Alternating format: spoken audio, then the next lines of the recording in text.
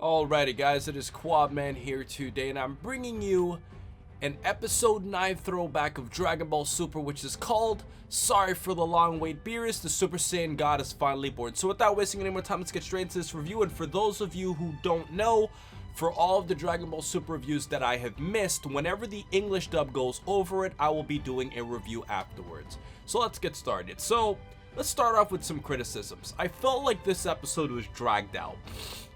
And the reason why I say this is because if you look at Battle of Gods, which I just recently watched and timed, it was approximately 6 minutes for this whole Super Saiyan God sequence to take place. So when you take a 6-minute sequence and try to make a whole episode of it, you gotta make that extra 14 to 15 minutes feel like it was worth it, and a lot of times this episode didn't really show this.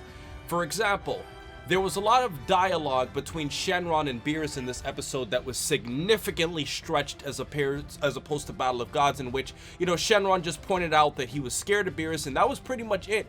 And in here, Shenron's talking to Beerus, he's pretty much saying, oh, I'm gonna leave now, oh, I'm sorry that I look so much bigger than you from up here. Like, all of that stuff was literally just fluff to try and make the dialogue between Shenron and Beerus, you know, last longer, and I felt that it was just completely unnecessary, and they could have added other elements which I'll talk about later. Now, another problem that I found with this episode was the fact that the animation felt very off model, and if you're going to be having an action-less episode, you gotta make the animation look good to compensate for the lack of action, because Dragon Ball is an action series, so when you don't have action, you have to have a good story or good animation to keep us watching. And when Goku was becoming a Super Saiyan God, a lot of the aura felt like moving golden jello. Like, that's the best way I can describe it for you guys. It just didn't flow. It didn't feel like it fit him. It didn't feel godlike. It just felt like moving aura that was just cheap.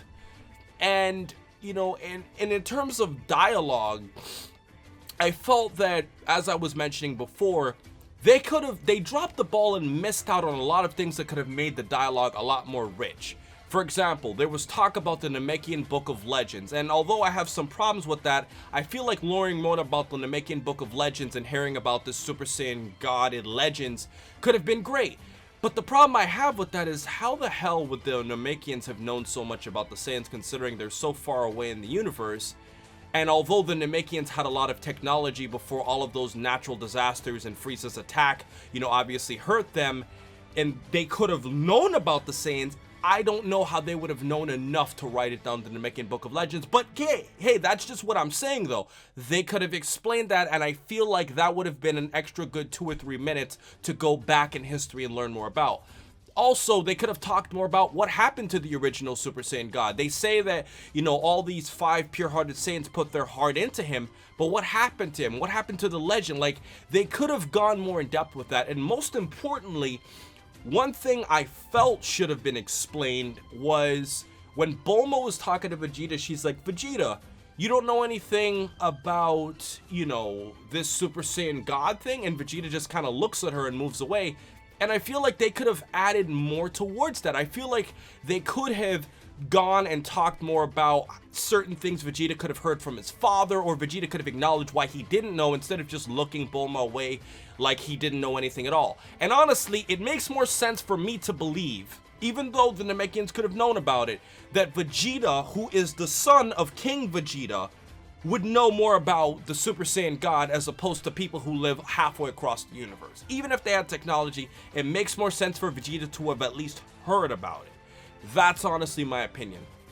And my last criticism of this episode would be that I felt the pregnancy of Videl felt very washed away. In Battle of Gods, I feel like the pregnancy was a lot more enriching. Like, you felt like Gohan was truly happy to be a dad, whereas it's like, oh yeah, by the way guys, I'm pregnant, but we kind of just gotta go on with the sequence because I need to help Goku become the Super Saiyan God so he can fight this, you know, purple cat. That's literally how Super made it feel, as opposed to Battle of Gods, which took more time, even in, you know, obviously less possible time, to show that whole moment with Videl.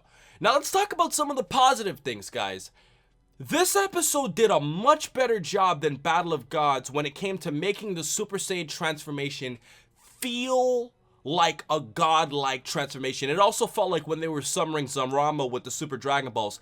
And the reason I feel like say this is because if you look at the actual background where you see all of the clouds that are turning gold and there's like a hole in the sky and you see the hail and the rain and the thunder and you just see like it just felt like that sequence was so beautiful. The background was beautiful in this episode, but the animation and the way the characters looked was terrible, and that was the horrible contrast that this episode had. But the music more than anything else made this episode.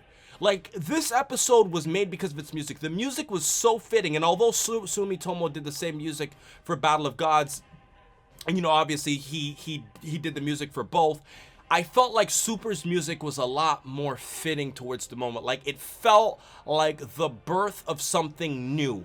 And the thing you gotta understand is that in Dragon Ball, when you have a Super Saiyan transformation, it has to feel like the series is completely changing itself. And looking at Battle of Gods, if you're gonna drag it out, make it drag out in ways that enrich the series. And I felt like the music was definitely an upgrade from Battle of Gods. Another good thing this episode did is I think it had much better involvement with Videl. Whereas in Battle of Gods, they made the pregnancy seem a lot better. In Super, I felt they did a pretty good job of making Videl feel like she's part of the team, where you see like that little, you know, that yellow ball in her stomach to like represent Pan inside of her, and you see her hair turning blonde, and you know, her eyes are lighting up. I feel like that was a much better portrayal of Videl because it made Videl feel like she is contributing by standing up to Beerus and by helping Goku become a Super Saiyan. So they did a much better job involving Videl with the actual ritual of the Super Saiyan transformation. I'll give them credit for that. And after the transformation, they made Goku feel like a normal guy. Now, Battle of Gods loosely hints at this when Master Roshi says, oh, he doesn't really change, he just looks skinnier. When you look at Super, where Chi-Chi is pointing out, and she says this specifically in the English dub, and she also refers to this in the Japanese dub too, that Goku looks like he's younger, that actually kind of made it feel a lot more like a humanistic way of viewing the Super Saiyan God, because the Super Saiyan God looks very normal. Super Saiyan 3, you know, he looks like a weird rocker with like long hair, and Super Saiyan 4 doesn't look human at all. But like, they made Super Saiyan God seem like a very underwhelming transformation, and when Chi-Chi points out that Goku looks younger, she makes him feel like he's like more fresh, like he doesn't feel as intimidating, which added more to what fans and Dragon Ball people think about Super Saiyan God. And I felt the episode hit the nail on the coffin when it came to that sequence. So overall, guys, I would have to give this episode 3 stars. If you're gonna stretch a 6-minute sequence into a full episode, you gotta add more to the story, and you definitely have to make it look better.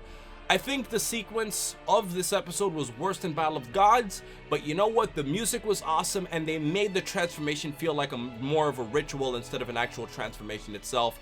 It wasn't a very good episode. It was passable, and I'll see you guys another day. So with everything else said, please remember to rate, comment, and subscribe. And remember, as I always say, to have a great day, guys.